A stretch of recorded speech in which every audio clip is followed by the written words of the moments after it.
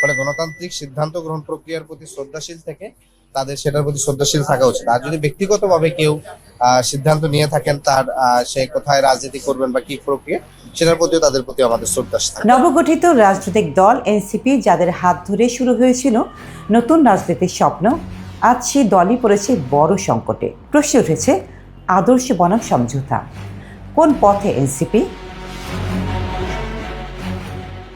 রাজনৈতিকভাবে চাপের মধ্যে পড়েছে নবগঠিত জাতীয় নাগরিক পার্টি বা এনসিপি। জামাত ইসলামের সঙ্গে নির্বাচনী সমঝোতা ঘোষণার পর থেকে শুরু হয় পদত্যাগের ঢল। এ পর্যন্ত অন্তত 14 জন কেন্দ্রীয় নেতা পদত্যাগ করেছেন, আর অনেকেই দলীয় কার্যক্রম থেকে সরে দাঁড়িয়েছেন।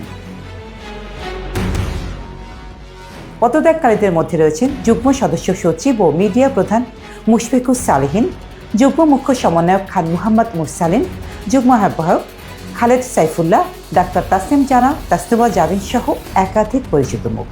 পদত্যাগকারীদের বক্তব্য, জুলাই অভ্যুত্থানের রক্তের উপর দাঁড়িয়ে গঠিত দলটি জামাতের সঙ্গে জোট করে আদর্শচ্যুত হয়েছে। মুশফিকুস সালেহীনের ভাষায়, নতুন ধারার রাজনীতির কথা বলে পুরনো বন্দোবস্তের সঙ্গে আপোষ করা হয়েছে।